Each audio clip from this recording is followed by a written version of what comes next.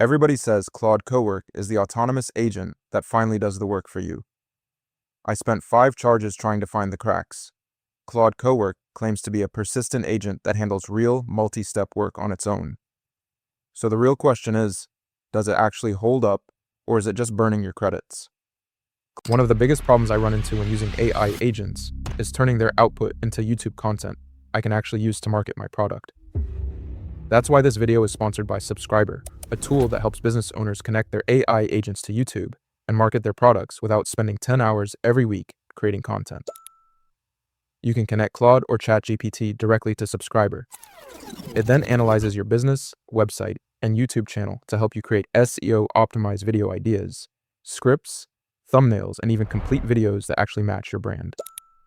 What I like most is that every week, Subscriber gives me a list of high-potential video ideas I can immediately execute, and it can even help edit videos for me, with or without my face, including videos like the one you're watching right now. It's easy to get started, and you can try Subscriber for free using the link in the description below. Now back to the video. Claim 1. Most users only see 5% of what Claude Cowork can actually do, and the cost of getting this wrong is real. You pay the pro subscription, you open it up, you ask it a question like you would ChatGPT, and you close the laptop thinking it's just a fancier chat window, which means that monthly subscription is doing basically nothing for you.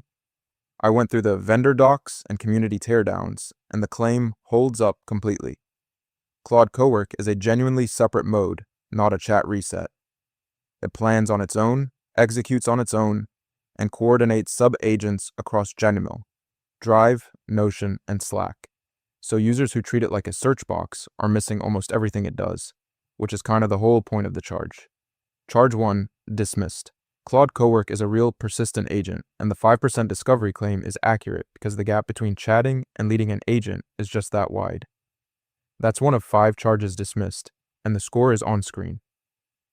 I know that gap because I've lived inside these agentic tools long enough to hit every wall they have, so drop a comment below if the chat via is agent. Confusion has cost you time too.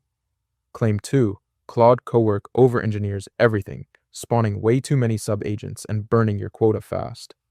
And the cost consequence here is pretty brutal. You hand it a simple task, walk away, and come back to a drained usage meter and a bill that doesn't match the work that actually got done. One user reportedly burned $50 in a single afternoon. When I dug into the community reports, here's what came up.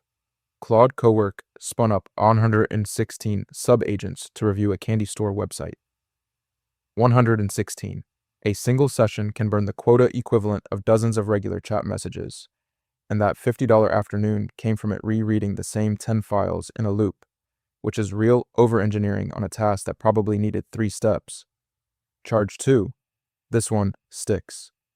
The sub-agent blow is real, and the quota burn is confirmed across multiple independent sources, not just one unlucky user. That's 1 charge sticking and 1 dismissed so far, and the tally is on screen. Claim 3, scope and reviewability. If an agent runs for 20 minutes touching 2,000 files, how do you actually know it did the right thing? This is the one that keeps me up at night, because an output you can't review is functionally the same as an output that's wrong. I had to run this one twice because the evidence cuts both ways. On the capability side, chunked retrieval is real. One user organized 2,200 files in about 20 minutes, which is genuinely fast. But outputs do get too large to validate, and there's a confirmed incident where a cleanup request deleted gigabytes of data because Cowork interpreted the scope aggressively, and both sides of this are documented. Charge 3, partially sticks. The scale capability is real, but the reviewability risk and the autonomy danger are equally real, so this one doesn't fully clear.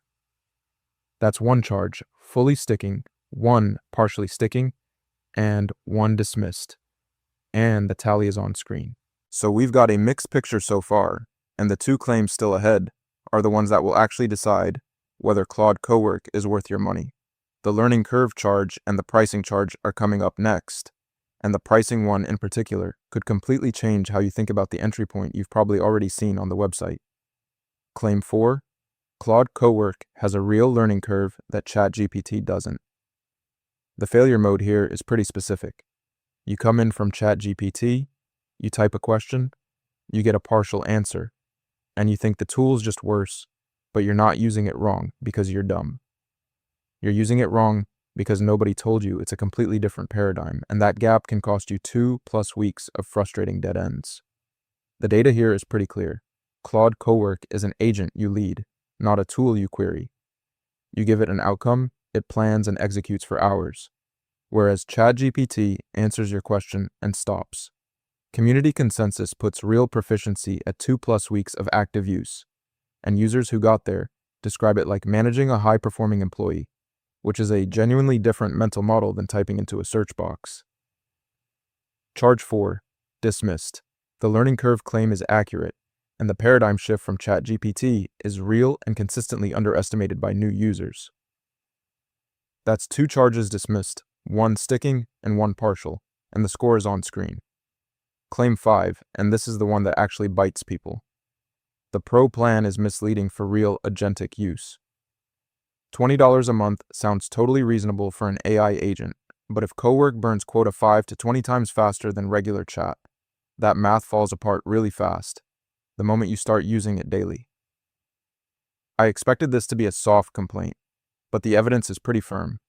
Pro includes Cowork, but heavy users hit the limit within days and get forced to upgrade. The realistic floor for daily agentic use is max 5x at $100 a month, which is 5 times the advertised entry price, and that gap is confirmed across community reports and pricing docs. Charge 5 sticks. The misleading pricing claim is accurate, which means the charge that Pro is deceptive for daily use is fully confirmed. Final tally. 3 of 5 charges dismissed, meaning 3 claims about Claude Cowork hold up. 1 partially sticks, and 1 fully sticks. Where Claude Cowork genuinely delivers. The persistent agent architecture is real, confirmed by vendor docs, and it plans and executes on its own without you babysitting it. Chunked retrieval handles massive datasets fast, and 2,200 files in 20 minutes is not a marketing claim. The connector ecosystem across Gmail, Drive, Notion, and Slack makes it a real automation platform once you learn to lead it. Where it falls short, sub-agent bloat is real and wastes credits on simple tasks, and 116 sub-agents for a candy store review is not a one-off. Quota burn is brutal. 1 session can equal dozens of chats, and the Pro entry point exhausts within days of daily use. Autonomy risk is serious too. 1 vague instruction deleted gigabytes, and outputs regularly get too large to review. Worth it if you'll lead it daily and budget for max at $100 a month. Skip it entirely if you just want quick answers, because regular chat is cheaper and faster for that.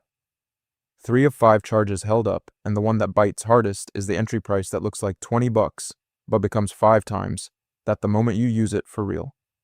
One thing the marketing page doesn't tell you, Cowork has no built-in scope confirmation step before it acts on file operations. There's no, here's my plan, approve it, gate by default. So you have to explicitly build that review checkpoint into your instructions every single time, or it will just go. And going wrong on a large dataset can mean gigabytes gone before you notice. If you're still deciding whether the underlying model is worth your time before committing to an agentic plan, I did a full breakdown called Claude Opus 4.8. Still worth using, and it answers exactly that. It's linked right here, and it's a pretty quick watch.